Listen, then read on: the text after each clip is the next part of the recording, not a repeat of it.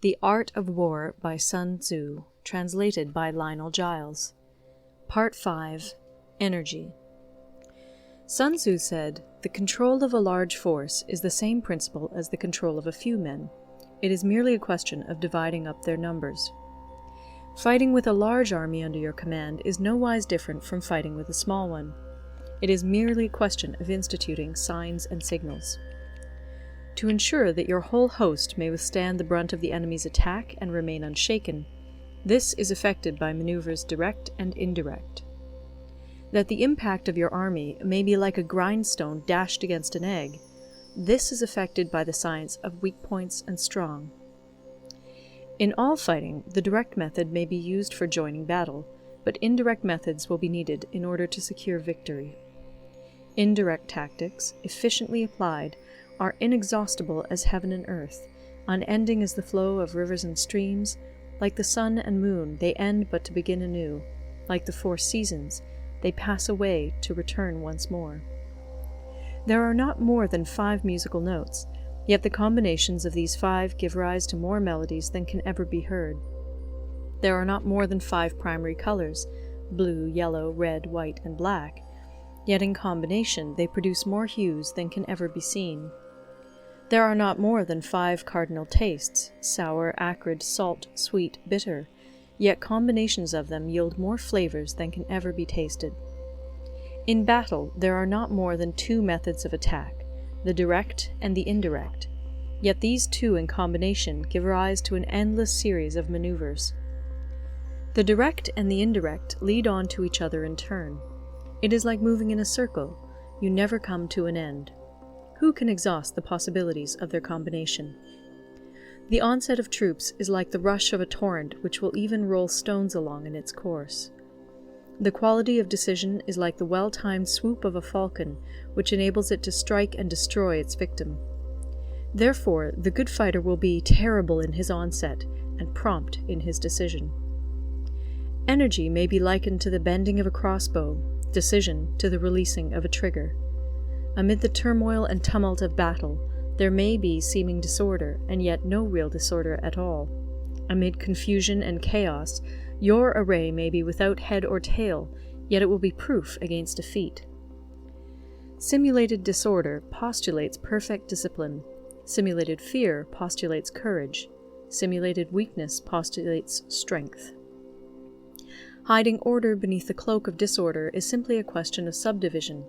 Concealing courage under their show of timidity presupposes a fund of latent energy. Masking strength with weakness is to be effected by tactical dispositions.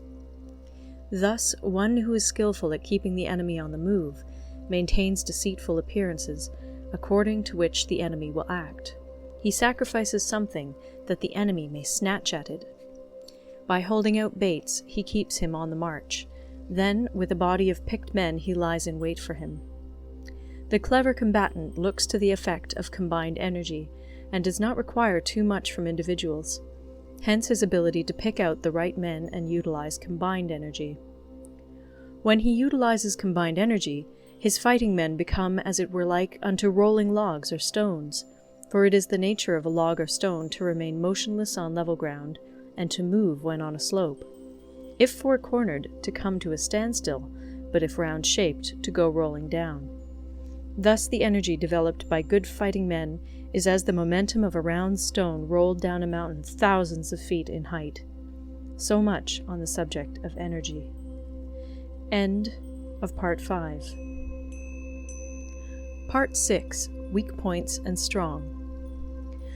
Sun Tzu said, "Whoever is first in the field and awaits the coming of the enemy will be fresh for the fight.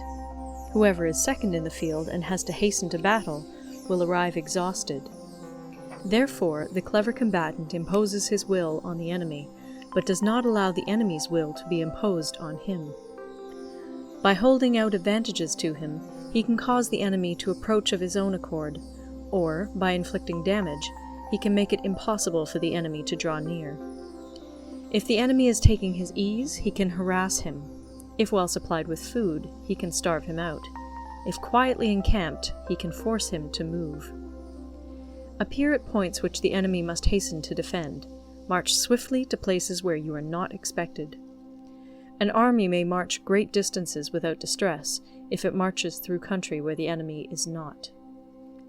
You can be sure of succeeding in your attacks if you only attack places which are undefended. You can ensure the safety of your defense if you only hold positions that cannot be attacked. Hence, the general is skillful in attack whose opponent does not know what to defend, and he is skillful in defense whose opponent does not know what to attack. O divine art of subtlety and secrecy! Through you we learn to be invisible, through you inaudible, and hence we can hold the enemy's fate in our hands. You may advance and be absolutely irresistible if you make for the enemy's weak points. You may retire and be safe from pursuit if your movements are more rapid than those of the enemy. If we wish to fight, the enemy can be forced to an engagement even though he be sheltered behind a high rampart and a deep ditch. All we need do is attack some other place that he will be obliged to relieve. If we do not wish to fight, we can prevent the enemy from engaging us even though the lines of our encampment be merely traced out on the ground. All we need do is throw something odd and unaccountable in his way. By discovering the enemy's dispositions and remaining invisible ourselves, we can keep our forces concentrated while the enemy's must be divided. We can form a single united body while the enemy must split up into fractions. Hence, there will be a whole pitted against separate parts of a whole, which means that we shall be many to the enemy's few. And if we are able thus to attack an inferior force with a superior one, our opponents will be in dire straits. The spot where we intend to fight must not be made known, for then the enemy will have to prepare against a possible attack at several different points. And his forces being thus distributed in many directions, the numbers we shall have to face at any given point will be proportionately few. For should the enemy strengthen his van, he will weaken his rear. Should he strengthen his rear, he will weaken his van. Should he strengthen his left, he will weaken his right. Should he strengthen his right, he will weaken his left. If he sends reinforcements everywhere, he will everywhere be weak. Numerical weakness comes from having to prepare against possible attacks. Numerical strength from compelling our adversary to make these preparations against us. Knowing the place and the time of the coming battle, we may concentrate from the greatest distances in order to fight. But if neither time nor place be known, then the left wing will be impotent to succour the right equally impotent to succour the left, the van unable to relieve the rear, or the rear to support the van. How much more so if the furthest proportions of the army are anything under 100 li apart, and even the nearest are separated by several li. Though according to my estimate the soldiers of Yue exceed our own in number, that shall advantage them nothing in the matter of victory.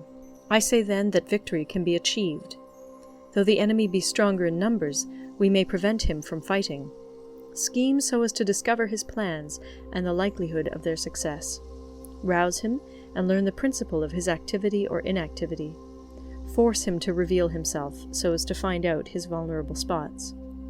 Carefully compare the opposing army with your own, so that you may know where strength is superabundant and where it is deficient. In making tactical dispositions, the highest pitch you can attain is to conceal them. Conceal your dispositions, and you will be safe from the prying of the subtlest spies, from the machinations of the wisest brains. How victory may be produced for them out of the enemy's own tactics, that is what the multitude cannot comprehend. All men can see the tactics whereby I conquer, but what none can see is the strategy out of which victory is evolved. Do not repeat the tactics which have gained you one victory, but let your methods be regulated by the infinite variety of circumstances. Military tactics are like unto water, for water in its natural course runs away from high places and hastens downwards. So in war, the way is to avoid what is strong and to strike at what is weak. Water shapes its course according to the nature of the ground over which it flows. The soldier works out his victory in relation to the foe whom he is facing. Therefore, just as water retains no constant shape, in warfare there are no constant conditions. He who can modify his tactics in relation to his opponent and thereby succeed in winning may be called a heaven-born captain. The 5 elements, water, fire, wood, metal, earth, are not always equally predominant.